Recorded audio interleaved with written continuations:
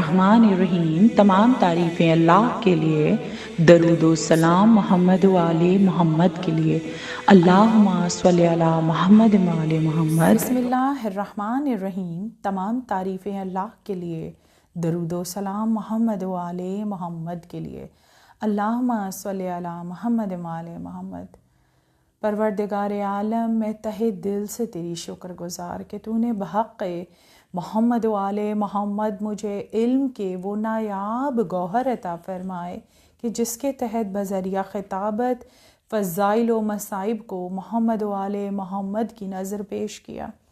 14 سال خطابت کے ذریعے اپنی خدمت کو پیش کیا اور 1443 ہجری میں یوٹیوب پر سلسلہ عزائے امام حسین علیہ السلام سے خطاب کیا۔ محمد و آل محمد کے گھر کی خوشیوں کو جشن کی صورت میں مبارکباد پیش کی۔ میں اپنے مجمع کی بھی تہہ دل سے شکر گزار ہوں جنہوں نے وہ علم کے گوہر سمیٹ لیے اور اس کے ساتھ ساتھ مجھے داد تحسین سے بھی نوازا اور مجھے حوصلہ افزائی بھی کی، جس کے تحت میں 1444 ہجری ماہ رمضان المبارک میں تفسیر قرآن بحوالہ معصومین علیہ السلام کے تحت آج 12ویں مجلس تفسیر سورہ الیوسف آپ کے سامنے پیش کرنے کے قابل ہو سکی۔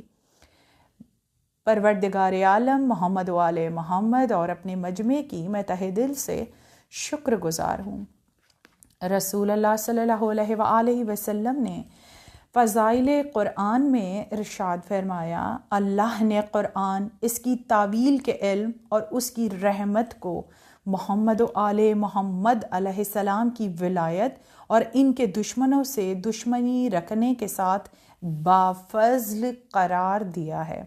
یہ کیسے نہ ہوتا؟ یہ سب سے افضل کیوں نہ ہوتے؟ یہ جنت اور اس کی نعمتوں کی قیمت ہیں، ان سے رضوان جنت کسب فیض کرتے ہیں، یہ جنت سے افضل ہیں۔ کائنات کو استحقاق ملا ہے تو وہ حضرت محمد صلی اللہ علیہ وآلہ وسلم اور ان کی طیب و طاہر آل سے، جو کہ جنت سے افضل ہیں۔ محمد و آل محمد ہی تو جنتوں کی سب سے بڑی زینت ہیں۔ سورہ یوسف، تنزیل و تعویل۔ تنزیل کے لحاظ سے قرآن مجید کا 52واں سورہ اور جمع آوری کے حساب سے یہ قرآن مجید کا 12واں سورہ ہے جو مکہ مکرمہ میں نازل ہوا۔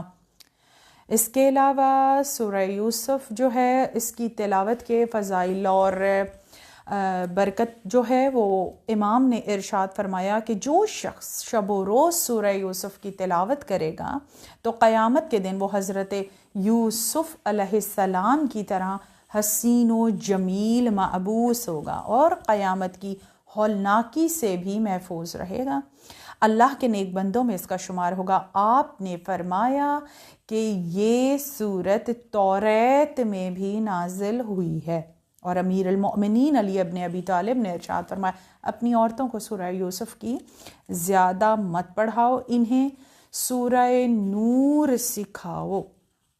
اس کے علاوہ رسول اللہ صلی اللہ علیہ وآلہ وسلم نے فرمایا، اپنے غلاموں اور کنیزوں کو سورہ یوسف کی تعلیم دو، جو بھی مسلمان اس کو پڑھے گا اس کے اہل و عیال اور زیر دستوں کو اس کی تعلیم دے گا، اللہ اس کے لیے سکرات الموت کو آسان کرے گا اور حسد سے محفوظ رہنے کی توفیق عطا فرمائے گا۔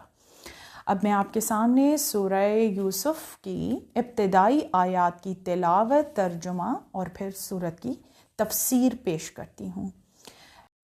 سورہ یوسف مکے میں نازل ہوا اور 111 آیات اور 12 رکوع پر یہ مشتمل سورہ، جو تنزیل کے لحاظ سے 52واں سورہ ہے اور جمع آوری کے لحاظ سے قرآن مجید کا 12واں سورہ ہے۔ ارشاد رب العزت ہو رہا ہے، بسم اللہ الرحمن الرحیم، الف لام را، تلک آیات الکتاب المبین، انا انزلناہ قرآنا عربیا لعلکم تعقلون، نحن نقص علیک احسن القصص बिमा औहैना इलैका हाज़ल क़ुरआन व इन कुन्त मिन क़ब्लिही लमिनल गाफ़िलीन इज़ क़ाल यूसुफ़ु लिअबीही या अबती इन्नी रअयतु अहदा अशरा कौकबन व शम्सा वल क़मरा रअयतुहुम ली साजिदीन क़ाल या बुनय्या ला तक़सुस रुया अला इख्वातिका फ़यकीदु लका कैदा इन्ना शैतान अलल इंसान उदुव्वुम मुबीन व कज़ालिका यज्तबैका रब्बुका युअल्लिमुका मिन तावीलिल अहदीस व युतिम्मा निअमतहु अलैका व अला आलि याक़ूबा कमा अतम्महा अला अबवैका मिन क़ब्लु इब्राहीम व इसहाक़ इन्ना रब्बका अलीमुन हकीम। और इसका तर्जुमा और आगे तफसीर। अल्लाह के नाम से जो रहमान और रहीम है। अलिफ लाम रा, ये किताब मुबीन की आयत हैं।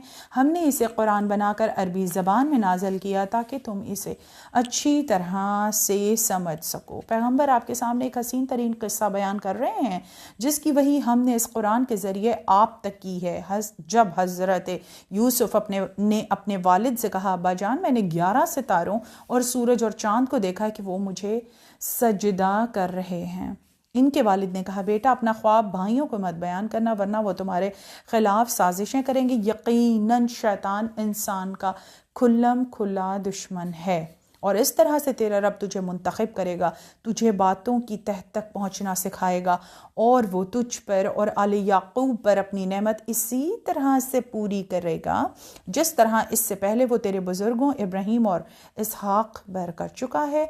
यकीनन तेरा रब साहिब इल्म और साहिब हिकमत है। और बस अब मैं इसकी तफसीर आपके सामने पेश करूँगी। कुरान किताब मुबीन है। कुरान किताब मुबीन है।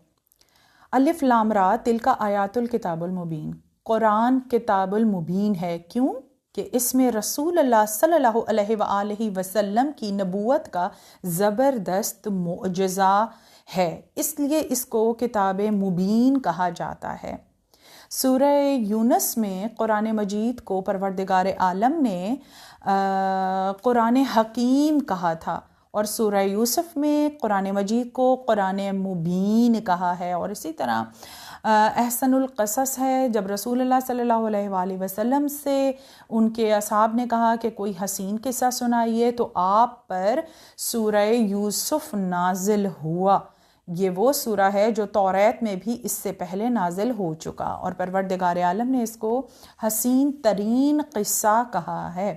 देखिए हसीन क्यों ना हो, इसमें हज़रत यूसुफ समेत 12 हस्तियां, उनके भाइयों की और 2 माँ बाप, यानी ये 14 का किस्सा है। इसीलिए 14 के अदद की निस्बत से ये हसीन तरीन किस्सा है। और कुरान मजीद में 4 सूरतें ऐसी हैं जिनको सूरह हुसैन कहा जाता है। सूरह मरियम वो पहला सूरा है जिसमें हज़रत ईसा ने अपनी वालदा की मासूमियत की गवाही दी थी और सूरह यूसुफ में एक बच्चे ने गहवारे में हज़रत यूसुफ की मासूमियत की गवाही दी और सूरह फज्र में मौलाए कायनात अली इब्न अबी तालिब ने रसूल अल्लाह की रसालत पर गवाह बने और सूरह असर में शहज़ादा अली असग़र इमाम हुसैन अलैहिस्सलाम पर गवाह बने, उनकी मासूमियत पर। इसलिए इन 4 सूरतों को कुरान मजीद में सूरह हुसैन कहते हैं। सूरह यूसुफ जो है अहसनुल क़सस है, खूबसूरत किस्सा है, सूरह हुसैन है।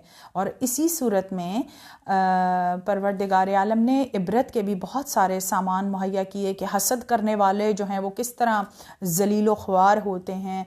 और फिर परवरदिगार आलम ने और भी कहा कि अल्लाह जिसे इज़्ज़त और इक़्तिदार देना चाहे तो कोई भी उसे दूर नहीं कर सकता। और इसमें बहुत सारी हकीकतें आश्कार हुई हैं सूरत में।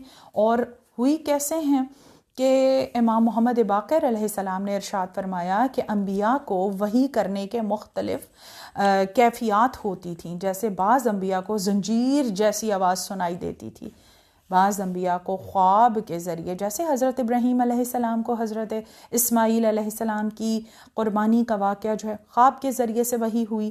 اور اس طرح حضرت یوسف علیہ السلام کو بھی خواب کے ذریعے سے وحی ہوئی. کچھ انبیاء کو سامنے سے ملائکہ دکھائی دیے جاتے تھے اور کچھ انبیاء کے کانوں میں جو ہے وہ حکم خداوندی سنائی دیتا تھا اور کچھ انبیاء کے قلوب پر اللہ کا پیغام القا ہوتا تھا. اور حضرت یوسف علیہ السلام نے اپنے والد سے کہا ابا جان میں نے 11 ستاروں اور چاند اور سورج کو دیکھا ہے کہ وہ مجھے سجدہ کر رہے ہیں.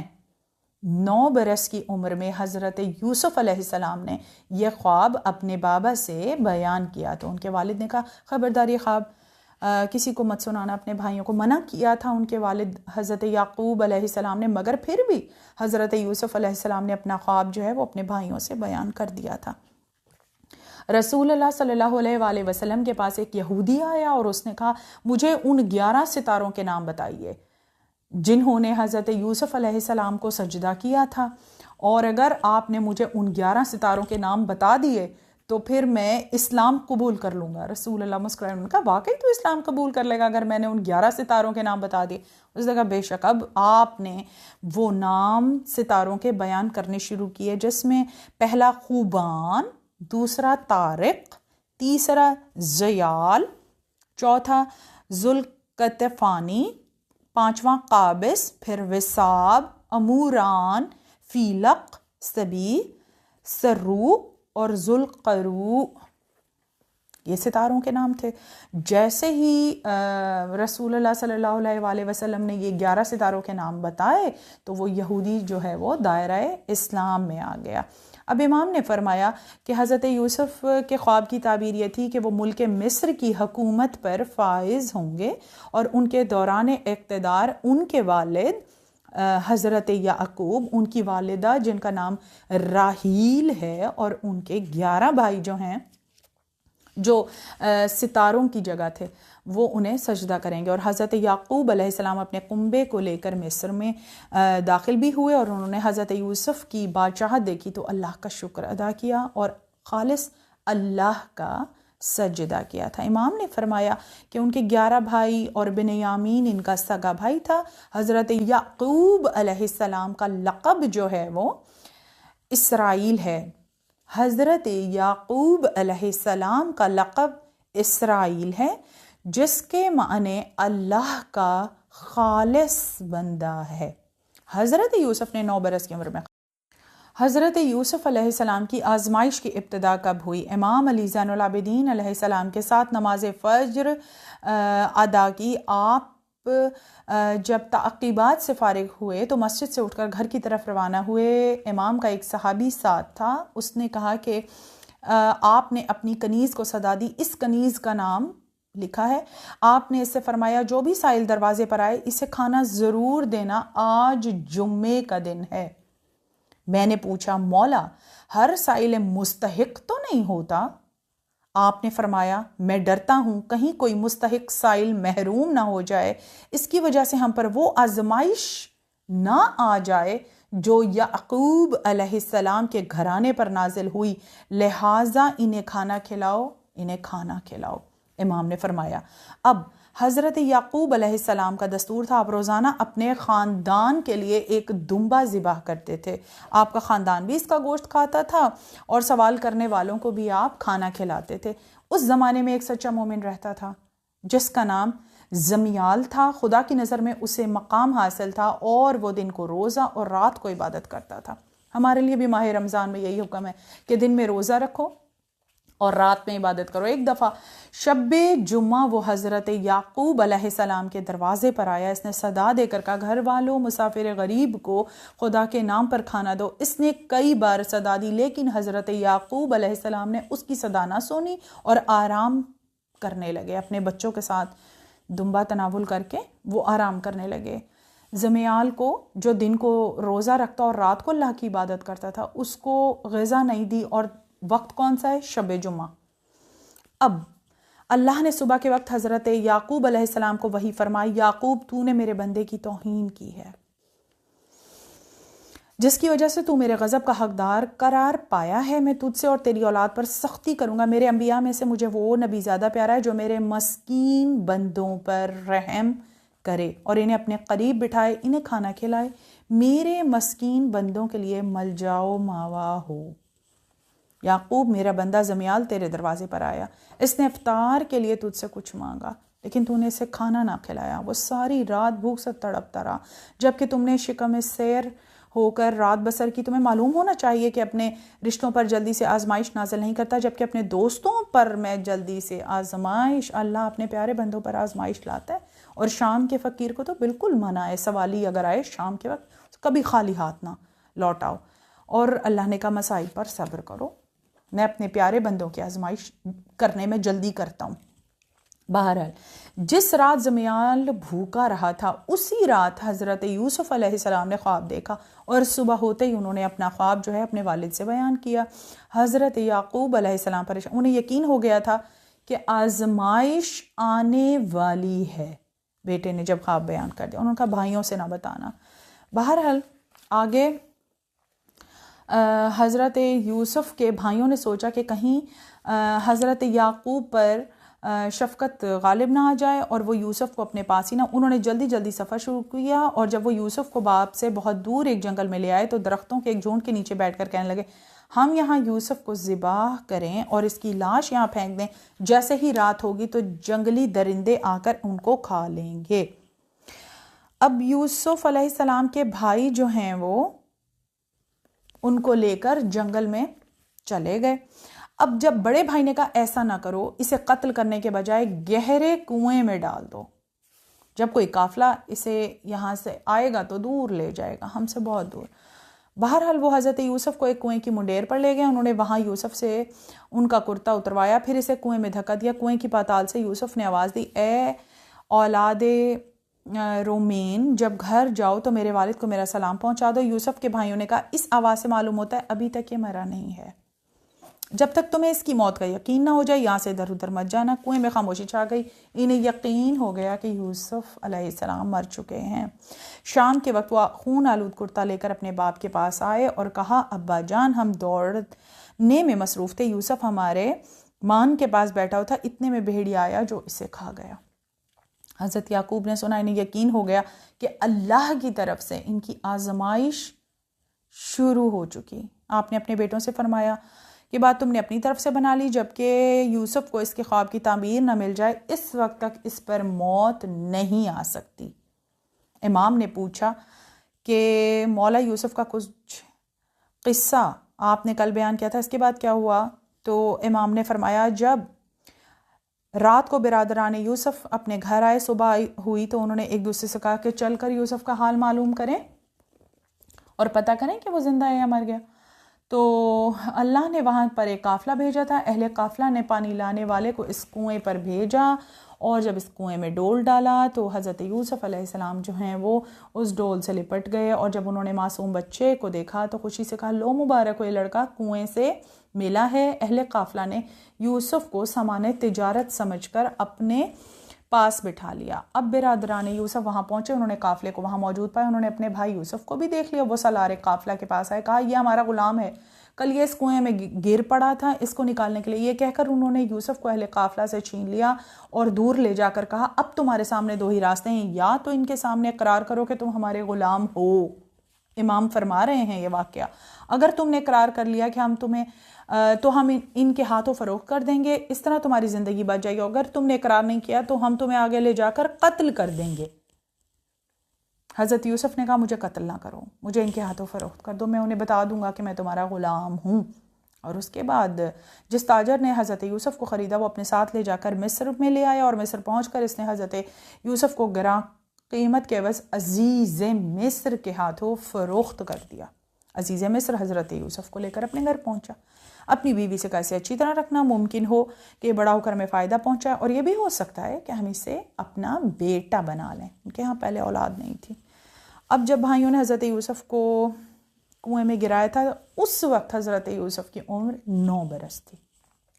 اس کے بعد 12 دنوں میں حضرت یوسف علیہ السلام جو ہیں وہ مصر پہنچ گئے، اور حضرت یوسف نے کہا، خدا کی پناہ میرا تعلق اس خاندان سے ہے جو ان برائیوں سے پاک ہے۔ بہرحال آگے ہے کہ حضرت یوسف علیہ السلام کی معصومیت کی گواہی، ان کی نیکی کی گواہی جو تھی وہ ایک بچے نے دی تھی۔ امام جعفر صادق علیہ السلام نے ارشاد فرمایا، قصہ یوسف کی جان قمیض یوسف پر ہے۔ ایک مرتبہ قمیض یوسف پر خون لگایا تھا، ایک مرتبہ زلیخا کے ہاتھوں ان کی قمیض پٹی تو وہ ان کی بے گناہی کا ذریعہ ثابت ہوئی، اور پھر وہ وقت آیا جب یوسف حکمران تھے، انہوں نے اپنے والد کے پاس اپنی قمیض بھیجی تھی جس سے حضرت یعقوب علیہ السلام کو ان کی کھوئی ہوئی بینائی ملی تھی۔ امام نے فرمایا، قصہ یوسف کی جان قمیض یوسف پر ہے۔ اس کے بعد حضرت یوسف علیہ السلام کی زندگی بھی بڑی عجیب تھی کہ بچپنے میں باپ کی آنکھ کا تارا تھے، اس کے بعد وہ بک کر غلام بنے اور پھر کچھ عرصے بعد مصر کے حاکم بن گئے، اور وہ اپنے پروردگار عالم کی برہان دیکھ چکے تھے، وہ معصوم تھے۔ حدیث معصوم میں آپ کے سامنے پیش کر رہی ہوں۔ اور اس کے علاوہ رسول اللہ صلی اللہ علیہ وآلہ وسلم نے حضرت یوسف علیہ السلام کے حسن کے بارے میں ارشاد فرمایا کہ جب میں شب معراج عرش پہ گیا تو دوسرے آسمان پر میں نے ایک چاند جیسے چہرے والے حسین شخص کو دیکھا۔ میں نے جبرائیل علیہ السلام سے پوچھا، یہ کون ہے؟ تو حضرت جبریل علیہ السلام نے کہا کہ یہ آپ کے بھائی حضرت یوسف علیہ السلام ہیں۔ اور پھر حضرت یوسف علیہ السلام نے اللہ سے پوچھا کہ مجھے کس جرم میں زندان میں بھیجا ہے؟ تو اللہ نے کہا، آپ ہی تو چاہتے تھے کہ پروردگار عالم ان تمام زمانے کے فتنے کے عوض تو مجھے زندان میں بھیج دے۔ تو بہرحال اب جب قید خانے میں ہیں، حضرت یوسف علیہ السلام کے پاس جو ہے وہ تعبیر رؤیا یعنی خوابوں کی تعبیر کا علم جو ہے وہ انہوں نے سیکھا ہوا تھا، تو ان کے پاس جو قیدی تھے ان کو تعبیر بھی بتایا کرتے تھے۔ تو بادشاہ کے 2 نوکر قید ہو کر آئے، انہیں آپ کے ساتھ ٹھہرایا، زندان میں ایک رات گزری تو صبح کے وقت ان میں سے ایک قیدی نے حضرت یوسف سے کہا کہ میں نے خواب میں دیکھا کہ میں حرام شربت جو ہے وہ کشید کر رہا ہوں۔ اس نے کہا کہ میں نے خواب دیکھا کہ میرے سر پر روٹی ہیں، پرندے انہیں نوچ رہے ہیں، ہمیں ان خوابوں کی تعبیر بتائیں۔ آپ نے فرمایا، تم رہا ہو جاؤ گے اور اپنے بادشاہ کو ایک شربت پیش کرو گے۔ دوسرے فرمایا، تمہیں صلیب پر لٹکایا جائے گا، پرندے تمہارا دماغ نوچ نوچ کر کھائیں گے۔ آپ نے جو تعبیر دی تھی وہ حرف بحرف سچی ثابت ہوئی۔ تو قیدیوں نے کہا کہ آپ تعبیر خواب کے ماہر ہیں۔ امیر المؤمنین کا فرمان ہے، ہر انسان کی قیمت وہ ہنر ہے جسے وہ اچھے انداز سے انجام دے۔ ہر انسان کی قیمت وہ ہنر ہے جسے وہ اچھے انداز سے انجام دے، امیر المؤمنین علی ابن ابی طالب نے ارشاد فرمایا۔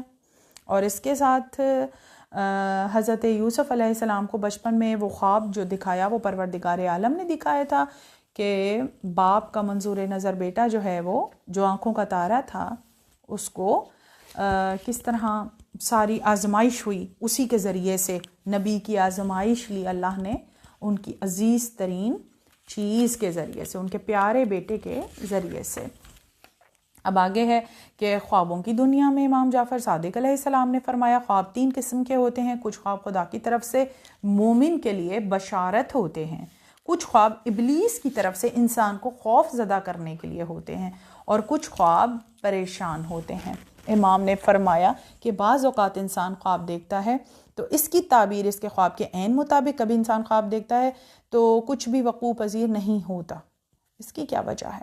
آپ نے فرمایا، جب مومن سو جاتا ہے اس کی روح ایک حرکت برآمد ہوتی ہے، آسمان کی طرف چلی جاتی ہے، وہاں پر مقام تقدیر و تدبیر پر پہنچ کر جو کچھ دیکھتی ہے وہ حق ہوتا ہے، اور جو کچھ وہ زمین پر دیکھتا ہے وہ خواب پریشان ہوتے ہیں۔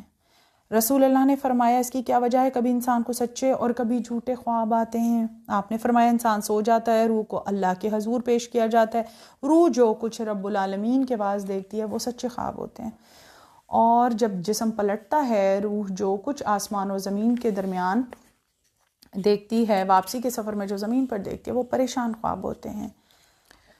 داستان یوسف پر ایک نظر۔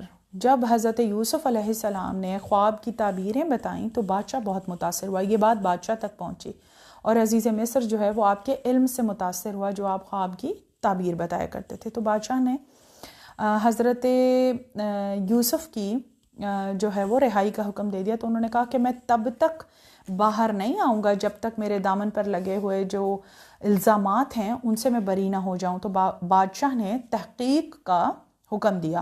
اور یہ تحقیقات حضرت یوسف نے اس لیے کرائیں تاکہ عزیز مصر کو معلوم ہو سکے کہ انہوں نے پس پردہ کوئی خیانت نہیں کی تھی اور خیانت کاروں کی چالوں کو کامیابی سے ہمکنار ہونے بھی نہیں دیا۔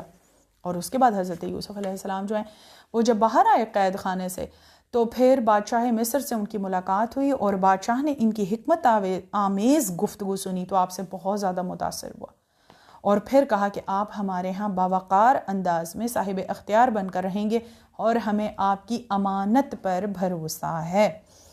اب انہوں نے کہا اگر تم مجھے اقتدار میں شریک کرنے کے خواہش مند ہو تو زمین کے خزانوں کا مجھے انچارج مقرر کر دو، کیونکہ میں حفاظت کرنے والا ہوں، یعنی میں سرکاری خزانے میں خیانت نہیں کروں گا اور میں متعلقہ امور سے آگاہی بھی رکھتا ہوں، تو لہٰذا جو سرکاری خزانے کا امین ہو اس کو حفیظ بھی ہونا چاہیے اور علیم بھی، حفاظت کرنے والا بھی ہو اور متعلقہ محکمے کی ضروریات سے واقف بھی ہو، تو قدم قدم پر وہ ٹھوکریں نہیں کھائے گا۔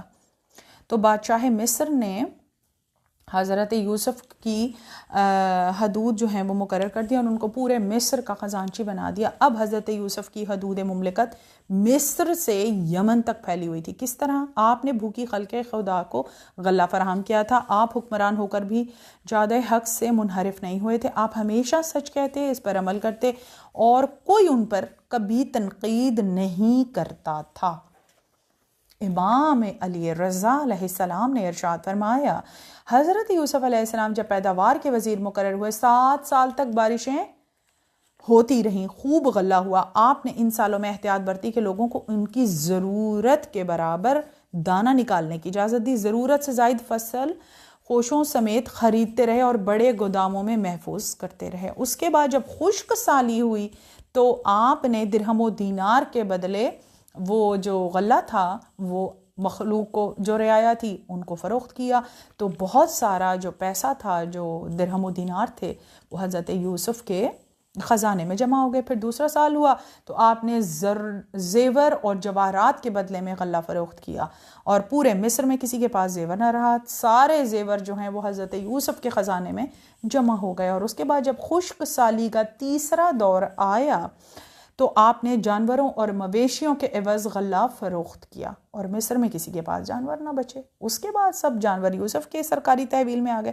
چوتھا سال آیا، آپ نے غلاموں کنیزوں کے عوض غلہ فروخت کیا اور تمام غلام اور کنیزیں آپ کے پاس آ گئے اور اس کے بعد تمام غلام اور کنیزیں آپ کی تحویل میں آ گئے۔ پھر خشک سالی کا 5واں سال آیا، آپ نے لوگوں کو زمینوں اور گھروں کے عوض غلہ فراہم کیا، یہاں تک کہ پورے مصر کی زمینیں اور گھر جو تھے وہ بھی آپ کی ملکیت میں آ گئے۔ پھر خشک سالی کا 6واں سال تو آپ نے ان کی انہار و مزارع کے عوض انہیں غلہ فراہم کیا کہ تمام نہریں اور راجباہیں جو تھیں حضرت یوسف کی ملکیت میں آ گئیں۔ پھر خشک سالی کا 7واں سال، اس کے پاس غلہ خریدنے کے لیے کچھ نہیں تھا، انہوں نے اپنے آپ کو حضرت یوسف علیہ السلام کے حوالے کر دیا۔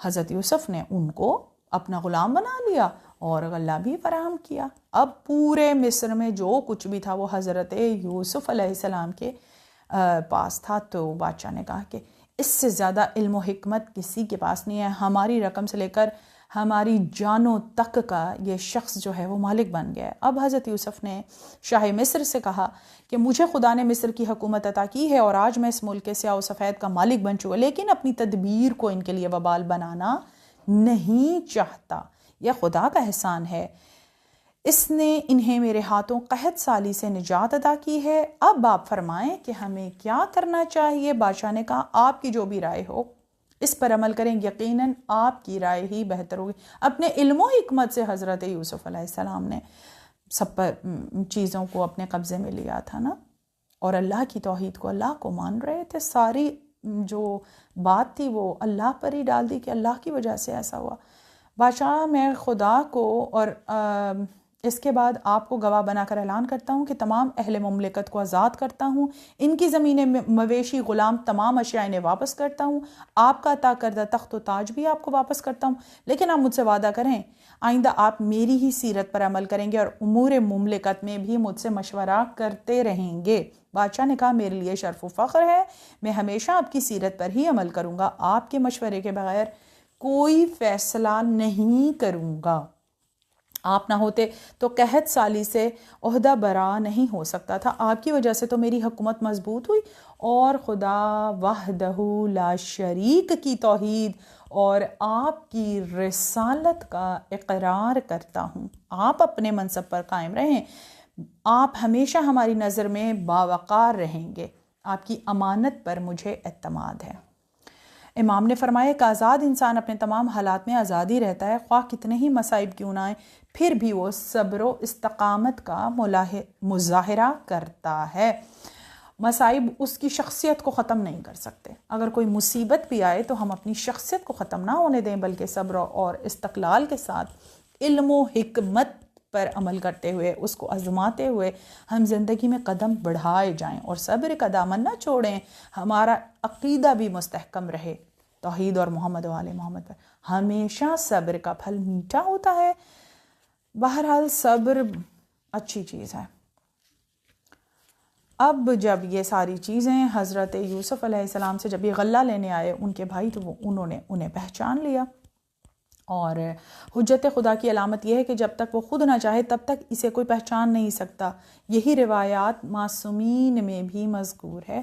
قائم آل محمد علیہ السلام جب ظہور فرمائیں گے تو ہر شخص انہیں دیکھ کر کہے گا کہ ہم نے تو آپ کو اس مقام پر دیکھا تھا، ہم نے آپ کو اس مقام پر دیکھا تھا. بعض لوگ کہیں گے کہ آپ نے تو بڑی مشکل گھڑی میں ہماری مدد بھی کی تھی. تو اس طرح کا ایک واقعہ یہ بھی ہے جو حضرت یوسف کا ہے. معصوم کو جب تک معصوم نہ چاہے کوئی پہچان نہیں سکتا.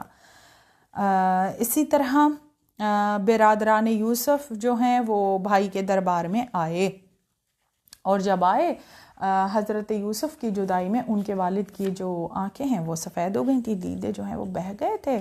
اب جناب یعقوب علیہ السلام نے اپنے بیٹوں کو کچھ رقم دے کر کہا کہ تم مصر جاؤ، وہاں سے خاندان کے لیے غلہ لے آؤ. یوسف کے بھائیوں نے سفر کیا، مصر پہنچ گئے، یوسف کے سامنے گئے. حضرت یوسف علیہ السلام نے اپنے بھائیوں کو پہچان لیا، اور لیکن وہ رعب شاہی کی وجہ سے حضرت یوسف علیہ السلام کو نہیں پہچان سکے. حضرت یوسف نے ان سے رقم لی، اپنے نوکروں سے کہا ان کو سب سے پہلے غلہ دو، اور جب غلے سے فارغ ہو جاؤ تو ان کی رقم بھی ان کے غلے کے ساتھ ہی رکھ دینا، اور انہیں یہ نہ بتانا کہ انہیں ان کی رقم واپس کی گئی ہے. ایسا ہی ہوا. تو بہرحال یہ ساری چیزیں ہیں. حضرت یوسف علیہ السلام نے پھر ان سے پوچھا کہ تمہارا ایک اور بھائی تھا، انہوں نے کہا اسے تو بھیڑیا کھا گیا تھا. ساری باتیں جو ہیں وہ اس صورت کی تفسیر میں لکھی ہوئی ہیں. پھر وہ اپنے گھر گئے، وہاں پر بادشاہ کا حال بتایا. پھر دوبارہ سے ان کا حضرت یوسف نے ان کو بلوایا. جب فرزندان یعقوب دربار یوسف میں گئے تو ان کے لیے ضیافت کا انتظام تھا. دسترخوان بچھ گیا. حضرت یوسف نے فرمایا ہم ایک ہی ماں کے بیٹے اکٹھے ہو کر بیٹھ جائیں. اس حکم کے بعد 10 بھائی بیٹھ گئے، لیکن بنیامین اکیلا کھڑا رہا. یوسف نے فرمایا تم اکیلے کیوں کھڑے ہو؟ بنیامین نے کہا آپ نے تو کہا کہ ماں جائے بھائی ساتھ بیٹھ جائیں. میرا کوئی ماں جایا بھائی نہیں ہے. حضرت یوسف نے کہا تمہارا کوئی سگا بھائی نہیں ہے؟ انہوں نے کہا نہیں، میرا سگا بھائی تھا. تو انہوں نے کہا، حضرت یوسف نے پوچھا تمہارے سگے بھائی کو کیا ہوا؟ تو بنیامین نے کہا اسے بھیڑیا کھا گیا. یوسف نے کہا تمہیں تمہارے بھائی کے کھو جانے کا کتنا صدمہ ہے؟ بنیامین نے کہا خدا نے مجھے 11 اولادیں عطا کی ہیں، میں نے سب کے نام اس کے نام سے مشتق رکھے ہیں. کیا کیا نام رکھے تھے؟ انہوں نے کہا کہ ان کے نام جو ہیں وہ میں نے رکھے تھے، ایک کا نام بھیڑیا، دوسرے کا نام قمیص، تیسرے کا نام خون. اس طرح حضرت یوسف علیہ السلام کی یاد میں ان کے بھائی نے اپنے بچوں کے نام رکھے تھے. بہرحال آگے ہے، امام نے فرمایا کلام کی 3 قسمیں ہیں. کلام یا تو سچ ہوتا ہے، یا جھوٹ ہوتا ہے، یا لوگوں میں اصلاح کا ذریعہ ہوتا ہے. اور سورہ یوسف جو ہے وہ لوگوں میں اصلاح کا ذریعہ ہے. اس میں بے تحاشا واقعات ایسے ہیں جس سے ہمیں بہت زیادہ سبق ملتا ہے، جس میں سے ایک سبق یہ ہے کہ حضرت یعقوب علیہ السلام کا اب یہ دستور ہو گیا تھا کہ آپ جب ہر دوپہر کھانا کھانے کے لیے ہوتے تو مخلوق میں سے مساکین کو جمع کرتے، شاہراہ پہ کھڑے ہو جاتے تھے اور بلاتے تھے لوگوں کو کہ آؤ اور میرے ساتھ طعام کرو. اللہ کی مخلوق پر رحم کرنے کا بہت زیادہ حکم ہے. رحمت خدا سے کافر ہی مایوس ہوتے ہیں. مولا کائنات نے فرمایا کامل فقیہ وہ ہے جو اللہ کی رحمت سے نا امید نہ کرے اور خدا کی مہربانی سے انہیں مایوس نہ کرے اور انہیں خدا کے عذاب سے بے خوف نہ کرے۔ اب حضرت یعقوب علیہ السلام نے پر جو آزمائش کا بادل تھا وہ خوب برسا۔ یوسف کے بعد بنیامین بھی ان سے جدا ہو گیا، گھر میں غلہ ختم ہو گیا، صدمات کی وجہ سے آپ کی بینائی ختم ہو گئی، کمر خمیدہ۔ آپ کے گھر میں موجود جو باقی بیٹے تھے فرمایا جاؤ یوسف کے بھائی کو تلاش کرو، اللہ کی رحمت سے مایوس نہ ہونا، اللہ کی رحمت ہی، کافر ہی مایوس ہوتے ہیں۔ جب مصر پہنچے تو عزیز مصر کے حوالے وہ خط کیا، غلے کی فراہمی کا ذکر ہوا۔ اس خط میں تحریر تھا بسم اللہ الرحمن الرحیم، عزیز مصر مظہر عدل بھرپور غلہ دینے والی شخصیت کے نام، خط یعقوب بن اسحاق بن ابراہیم خلیل اللہ کی جانب سے، یہ ہمارے دادا خلیل اللہ تھے جن کے جلانے کے لیے نمرود نے لکڑیاں جمع کی تھیں، انہیں آگ میں ڈالا تھا، مگر اللہ نے نمرود کی جلائی ہوئی آگ کو ٹھنڈک اور سلامتی میں تبدیل کر دیا تھا۔ اپنا تعارف کروایا اور عزیز مصر سے بتایا کہ اللہ کی طرف سے میرے خاندان پر بڑی بڑی آزمائشیں نازل ہوتی رہی ہیں، اللہ نے ہمیں دکھ سکھ دے کر آزمایا، اس وقت میں عرصہ 20 سال سے مصائب و الام کا نشانہ بنا ہوا ہوں۔ میرا ایک بیٹا تھا جس کا نام یوسف تھا، وہ میرے دل کا سرور اور میری آنکھوں کی ٹھنڈک، میرے دل کا ثمر تھا۔ اس کے سوتیلے بھائیوں نے مجھ سے درخواست کی اس کو سیر و تفریح کے لیے اس کے ساتھ بھیجو۔ ان کا کہنا مان کر یوسف کو ان کے ساتھ بھیج دیا۔ شام کے وقت وہ روتے ہوئے آئے اور کہنے لگے اسے بھیڑیا کھا گیا۔ انہوں نے ایک خون آلودہ قمیض میرے سامنے پیش کی، یہ یوسف کی قمیض ہے۔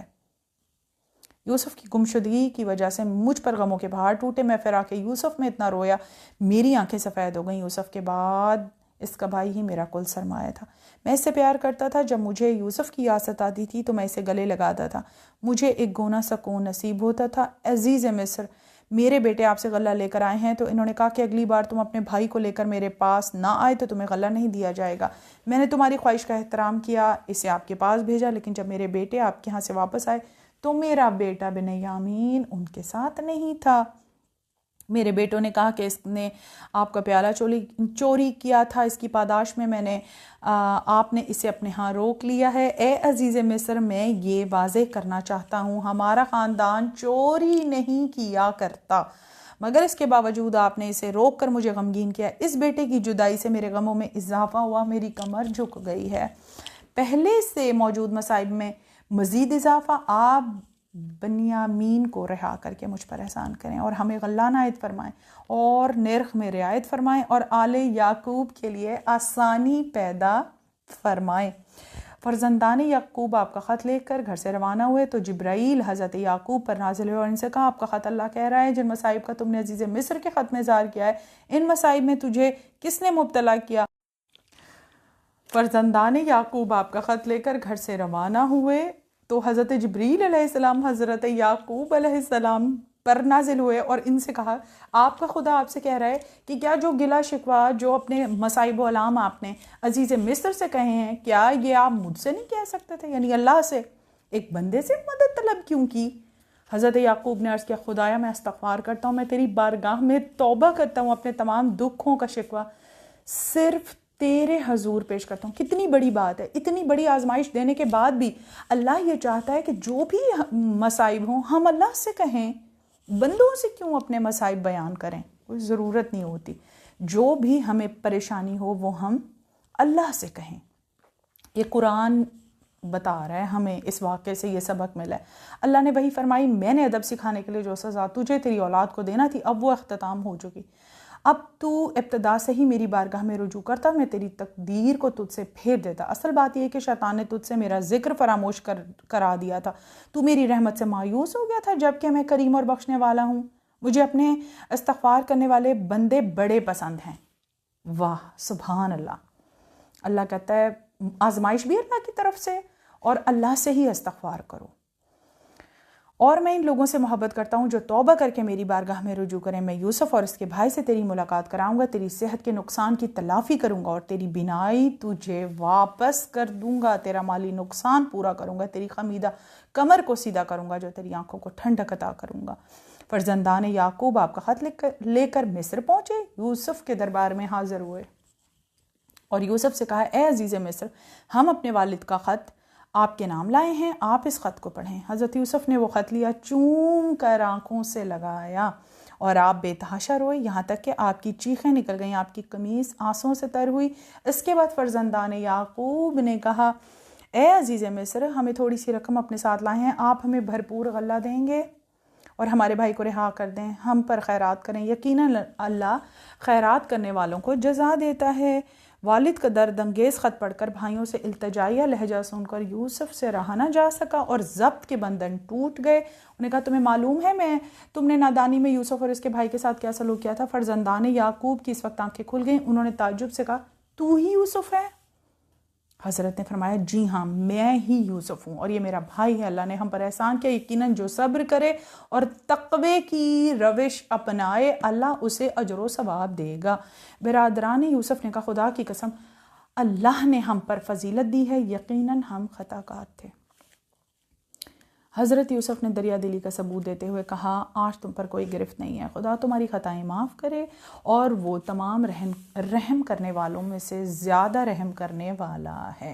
امیر المؤمنین علی ابن ابی طالب سے کسی شخص شامی نے پوچھا کہ جس طرح حضرت یوسف علیہ السلام نے قید و بند کی صعوبتیں اور زندان کی صعوبت جھیلی اور گناہ سے بچنے کے لیے، کیا نبی آخر صلی اللہ علیہ وآلہ وسلم کی زندگی میں بھی ایسی کوئی مثال ہے؟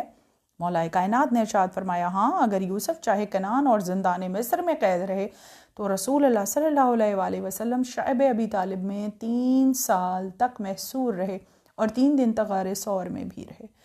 اور حضرت یوسف علیہ السلام نے جو خواب دیکھا تو انہیں سلطنت مصر عطا ہوئی، اور ہمارے نبی نے خواب دیکھا تو انہیں فتح مکہ کی علامت بنا، فتح مکہ انہیں عطا ہوئی۔ اور اس کے بعد اس صورت میں جناب زلیخا سے جناب یوسف کی شادی ہے اور لکھا ہے کہ حضرت یعقوب علیہ السلام کی 140 اور حضرت یوسف علیہ السلام کی عمر 110 یا 120 برس بتائی جاتی ہے۔ آپ زندان میں گئے تو 12 برس کے تھے، آپ 18 برس تک زندان میں رہے حضرت یوسف علیہ السلام، اور اس کی رہائی کے بعد 80 سال تک زندہ رہے۔ اور اس کے بعد امام نے فرمایا کہ جب حضرت یوسف کی وفات ہوئی تو ملک مصر کے ہر شہر کے لوگوں نے اس خواہش کا اظہار کیا کہ ان کی لاش کو ان کے حوالے کریں تاکہ وہ اپنے شہر میں لے جا کر انہیں دفن کریں۔ پوری مملکت نے کہا تاکہ ان کے وجود سے برکت حاصل کریں۔ جب لوگوں کا اصرار بڑھا تو آپ کی لاش کو ایک تابوت میں رکھ کر دریا میں دفن کیا گیا تاکہ اس دریا کے پانی سے پورا مصر جو ہے وہ سیراب ہوگا اور اس کی برکت سے استفادہ حاصل کریں۔ حضرت یوسف کی آخری وصیت یہ تھی کہ جب بنی اسرائیل مصر کو خیر بات کہیں تو ان کے جسد خاکی کو بھی اپنے ساتھ لے جا کر فلسطین میں دفن کر دیں، اور اسی طرح ان کا رواج بن گیا تھا فلسطین میں دفن ہونا۔ اس کے بعد حضرت موسیٰ کے دور میں جب آپ مابعوث ہوئے تو اس وقت کیا ہوا کہ فرعون جب ڈوبا تو پروردگار عالم نے یہ حکم دیا حضرت موسیٰ علیہ السلام کو کہ تم جب تک یوسف کے جسد خاکی کو یہاں سے نہیں نکالو گے تب تک چاند طلوع نہیں ہوگا۔ حضرت موسیٰ نے لوگوں سے کہا کہ سب پورے مصر میں ایسا شخص موجود ہے جس سے حضرت یوسف علیہ السلام کی قبر کا پتہ ہو؟ تو آپ کو بتایا گیا کہ ایک بڑھیا ہے جو چلنے پھرنے سے عاجز ہے، آنکھوں سے اندھی ہے، اسے یوسف کی قبر کے بارے میں معلوم ہے۔